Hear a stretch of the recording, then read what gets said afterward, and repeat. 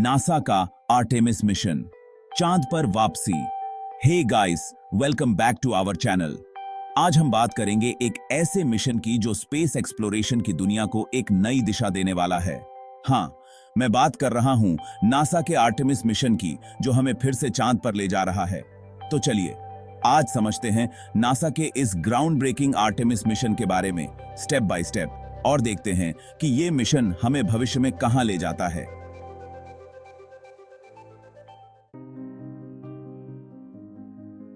तो गाइस, सबसे पहले बात करते हैं कि ये आर्टेमिस मिशन है क्या।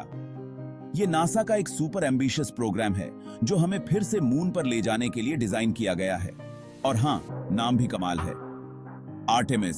ग्रीक मिथोलॉजी में आर्टेमिस अपोलो की ट्विन सिस्टर थी, और अपोलो का कनेक्शन मून से तो आपको पता ही होगा। अब आप सोच रहे होंगे कि फिर से मून, हम तो पहले भी जा चुके हैं, तो इसमें नई बात क्या है। देखो, ये सिर्फ मून पर जाने के बारे में नहीं है, बल्कि ये तो एक स्टार्टिंग पॉइंट है, एक लॉन्च पैड है फ्यूचर के और भी बड़े मिशंस के लिए। आर्टेमिस मिशन का अल्टीमेट गोल है ह्यूमन एक्सप्लोरेशन को मून के बियॉन्ड ले जाना। सोचो, मार्स पे बेस बनाना या फिर और भी दूर दूसरे स्टार सिस्टम्स को एक्सप्लोर करना। ये सब पॉसिबल हो सके, इसके लिए हमें पहले मून पर एक स्ट्रॉन्ग प्रेजेंस एस्टैब्लिश करनी होगी।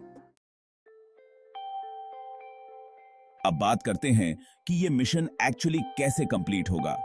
देखो, आर्टेमिस मिशन को नासा ने कई फेजेस में डिवाइड किया है ताकि हर फेज में स्पेसिफिक गोल्स अचीव किए जा सकें। सबसे पहला फेज है आर्टेमिस आई। इसमें नासा ने ओरायन स्पेसक्राफ्ट को मून के इर्द गिर्द भेजा, बिना एस्ट्रोनॉट्स के। मतलब ये एक अनमैन्ड मिशन था। इसका मेन मोटिव था टेक्नोलॉजी को टेस्ट करना, ताकि फ्यूचर में एस्ट्रोनॉट्स को सेफली भेजा जा सके। ये मिशन 2022 में सक्सेसफुली कंप्लीट हो गया, जो कि एक बड़ा अचीवमेंट था। अब नेक्स्ट है आर्टेमिस 2, जो 2025 में लॉन्च होने वाला है। ये पहला क्रूड मिशन होगा जो एस्ट्रोनॉट्स को मून के ऑर्बिट में ले जाएगा। हाँ, मून पर लैंडिंग नहीं होगी इस बार, लेकिन एस्ट्रोनॉट्स मून के चारों तरफ चक्कर लगाएंगे और इंपॉर्टेंट ऑब्जर्वेशंस करेंगे। उसके बाद आता है आर्टेमिस 3, जो 2026 में लॉन्च होगा।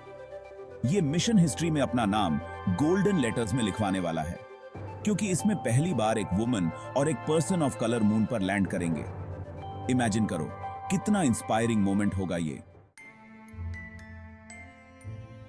अब आप सोच रहे होंगे कि इतना समय, पैसा और मेहनत सिर्फ चांद पर जाने के लिए क्यों?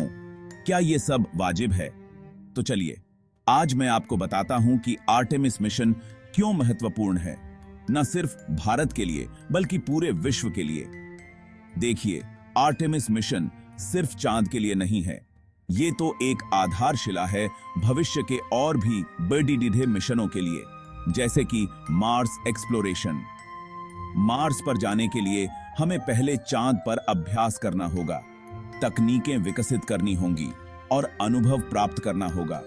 और ये सब हम आर्टेमिस मिशन के माध्यम से कर सकते हैं।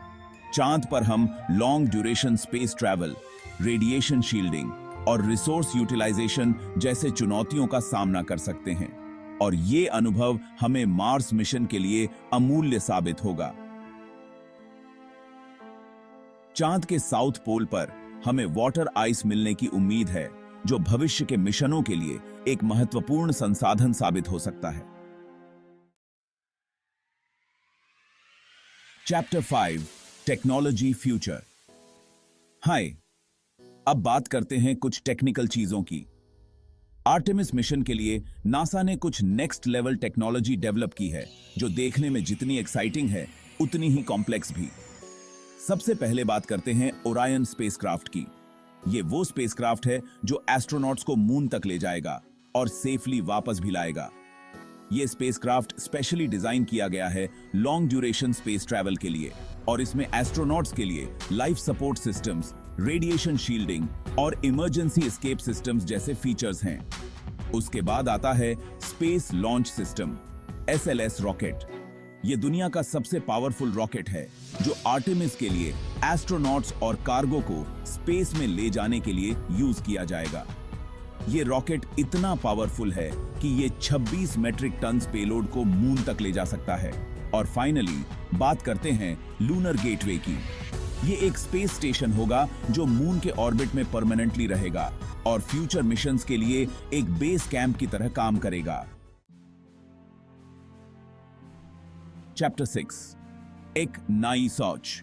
नासा ने अनाउंस किया है कि आर्टेमिस 3 के अंडर एक वुमन और एक पर्सन ऑफ कलर मून पर लैंड करेंगे, जो हिस्ट्री में पहली बार होगा।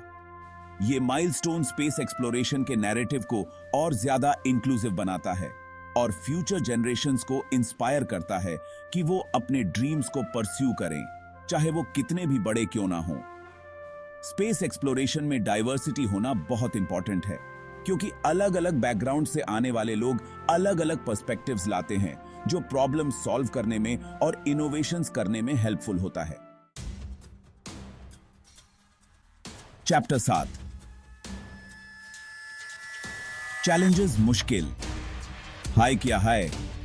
अब कोई भी मिशन हो, चैलेंजेस तो आते ही हैं और आर्टेमिस मिशन भी कोई एक्सेप्शन नहीं है। हमें मून पर जाने के लिए कई चैलेंजेस फेस करने होंगे, जिनमें से कुछ तो हम प्रिडिक्ट कर सकते हैं और कुछ हमें शायद पता भी ना हो। सबसे बड़ा चैलेंज है रेडिएशन। अर्थ के एटमॉस्फेयर के बाहर स्पेस में बहुत ज्यादा रेडिएशन होती है, जो एस्ट्रोनॉट्स के लिए हार्मफुल हो सकती है।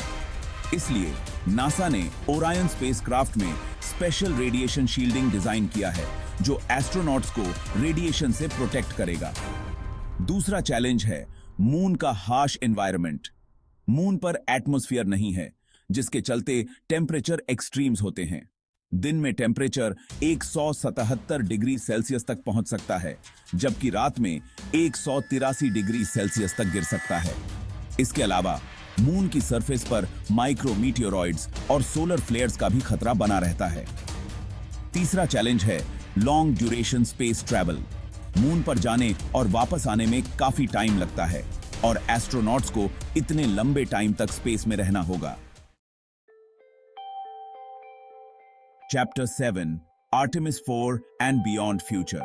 अब तक हमने आर्टेमिस मिशन के बेसिक्स, उसके गोल्स और चैलेंजेस के बारे में बात की है। अब आइए नजर डालते हैं भविष्य पर और देखते हैं कि आर्टेमिस 4 और उसके बाद क्या होने वाला है। जैसा कि मैंने पहले बताया, आर्टेमिस 5 जो 2028 में लॉन्च होगा, वो पहला मिशन होगा जिसमें लूनर गेटवे का उपयोग किया जाएगा। ये लूनर गेटवे एक स्पेस स्टेशन होगा जो मून के ऑर्बिट में स्थायी रूप से रहेगा और फ्यूचर मिशंस के लिए एक बेस कैंप की तरह काम करेगा। लूनर गेटवे से एस्ट्रोनॉट्स मून की सरफेस पर long duration exploration missions conduct कर सकेंगे। वे मून के रिसोर्सेज को स्टडी कर सकेंगे और वहां स्थायी ह्यूमन प्रेजेंस एस्टैब्लिश करने के लिए रिसर्च कर सकेंगे। आर्टेमिस 2 के बाद नासा का प्लान है कि वे मून पर एक स्थायी बेस एस्टैब्लिश करें, जहां से वे मार्स और सोलर सिस्टम के और भी आगे एक्सप्लोरेशन मिशंस लॉन्च कर सकें। ये मिशन हमें स्पेस एक्सप्लोरेशन के एक नए दौर में ले जा रहा है, जहां हम अपनी सीमाओं को पुश करेंगे, नई डिस्कवरीज करेंगे और मानवता के भविष्य को शेप देंगे। Chapter 9, time for a question. तो दोस्तों, अब समय आ गया है आपके दिमाग की बत्ती जलाने का। आज का सवाल ये है, which planet has the maximum number of natural satellites? सोचो, क्या आपको अपने उत्तर पर यकीन है? तो जल्दी से कमेंट सेक्शन में लिख दो और देखते हैं कितने लोग सही जवाब देते हैं। चैप्टर 10, जर्नी शुरू हो चुका है। तो ये था नासा के आर्टेमिस मिशन का रोमांचक सफर। नासा, स्पेसएक्स और ब्लू ओरिजिन जैसी ऑर्गेनाइजेशंस मिलकर अंतरिक्ष अन्वेषण की सीमाओं को आगे बढ़ा रहे हैं और नई तकनीकों का विकास कर रहे हैं जो हमें सौर मंडल के और भी आगे ले जाएंगी। ये एक रोमांचक समय है अंतरिक्ष प्रेमियों के लिए और मुझे पूरा यकीन है कि आने वाले समय में हम अंतरिक्ष अन्वेषण में और भी अद्वितीय खोजें और उपलब्धियां देखेंगे। ओट्रो, लाइक, सब्सक्राइब और बेल आइकन दबाओ। अगर आपको यह वीडियो इंफॉर्मेटिव लगा तो कृपया लाइक करें, हमारे चैनल को सब्सक्राइब करें और बेल आइकॉन को दबाएं ताकि आप future space exploration videos miss ना करें। आपके कमेंट्स और सजेशंस का हमें बेसब्री से इंतजार रहेगा। Thank you for watching.